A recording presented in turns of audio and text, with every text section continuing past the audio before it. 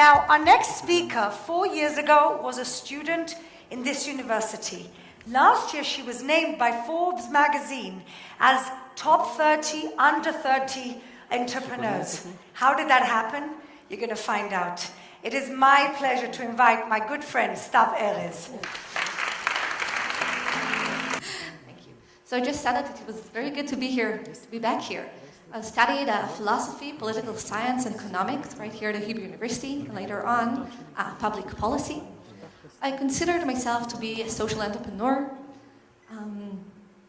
I was very involved in the student world, but I was actually born and raised in Herzliya. I studied and lived here in Jerusalem, but I worked in Tel Aviv. And unfortunately, like a lot of the students and alumni, I got sick and tired of the traffic every day, and I finally moved to Tel Aviv. But something was different. Whenever I would tell people about an idea that I had in Jerusalem, they would say, "That's a great idea. How can I help?" And in Tel Aviv, they would tell me, "That's a great idea. Tell me how it went." And to me, it was a big difference. And it made me realize that I want to go back to Jerusalem. But if I'm doing so, I want to help young people like me stay in the city. At the same time, the CEO of the Student Union at the Hebrew University was Yehuda Bezalel, a close friend and a visionary. And he really wanted to help students right here find job opportunities and just grow as people. And we learned about the Innovation Center at Tel Aviv University. They taught students how to code and how to develop phone apps. And we wanted to do something different, bigger. We wanted to build an innovation center that will enable students to come up with their ideas, and we give them the tools to take these ideas and turn them into a valuable business. And that's how we established SifTech on March 2012 with my amazing co-founder in Bar Ziv. It was originally called SifTech. In Arabic it means a great start, but it doesn't sound so good in English. So we changed it to SifTech, tech being technology. And we had 3 guidelines. The first one is that you can't be a sole entrepreneur. A lone entrepreneur is less likely to succeed. Our second guideline was that hands-on learning. Each startup has its own problems and challenges, and there's no one recipe for success. So we approached experts and investors and serial entrepreneurs, and I still remember how we approached them. We came up to them and we told them, "Listen, we have this crazy idea. We want to develop Jerusalem economy through elevating the young, educated, creative population of the city." And guess what their response was? "That's a great idea. How can I help?" And that's how we recruited over 100 mentors that gave up their time and energy to help young people build their startups in the city. Our third guideline was the community. This is the secret sauce of Jerusalem. We have artists and students community, for example. And we want our entrepreneurs to feel like they're a part of something that is much bigger than they are, or their startup. So we did it. We held events, speed dating events, and troubleshoot brainstorm. And I think that the fascinating thing is that the entrepreneurs from the first cohorts of SifTech actually became ambassadors and the leaders of this new ecosystem that we built together. A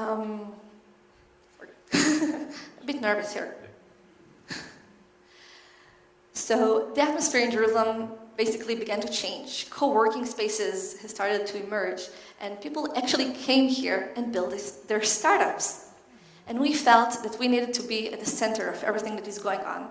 And we moved from the Hebrew University campus to JVP, Jerusalem Venture Partners Media Quarter. It was pretty sad, but we did it anyway. At that time, the municipality and the government saw the impact of our bottom-up initiative, and they decided to invest in SifTech and in other initiatives, and they asked me to come and join and manage Jnext, this project that aims to develop Jerusalem economy through entrepreneurship. It was pretty easy to leave just because the CEO of SifTech today, Oded Barel, did such an amazing job and brought SifTech to become one of the best entrepreneurial programs in Israel. 4 years ago, Jerusalem was not even on the map. Startup Nation was only focused on Tel Aviv, and I'm so proud to say that we were able to change this. We were able to bring Jerusalem to be one of the leading tech hubs in Israel. What does this mean number-wise? It means that we have 11 co-working spaces. We have 15 vehicles for investments. We have over 500 startups that only last year raised over $250 million. International organizations such as Mass Challenge from Boston, it's the biggest entrepreneurial program in the world, they decided to set shop in Jerusalem. We were actually ranked the first emerging tech hub in the world, and we didn't say it, Time magazine did. Jerusalem was also announced one of the top 30 best ecosystems for entrepreneurs in the world by Startup Compass, a very, very highly ranking firm regarding entrepreneurship. So what's next? I think that the biggest challenge and opportunity for Jerusalem is taking its students and academia and connecting it to the industry, to bridge this gap, to enable the rise of groundbreaking ideas and turn them into reality. As for SifTech, we want to go back. We want to just walk side by side with the university, bring our expertise and experience, and bring the Hebrew University to become the leader it needs to be. Because if you think about it, the Hebrew University needs to be the leader of innovation. Think about Oded Shlosav that just spoke. Think about Amnon Shashua. Think about the students here. The talent is right here in Jerusalem, in the Hebrew University. 4 years ago, we were just a bunch of students with this crazy idea. And what I want you to take from this is the fact that the students from the Hebrew University are actually making a change in the city.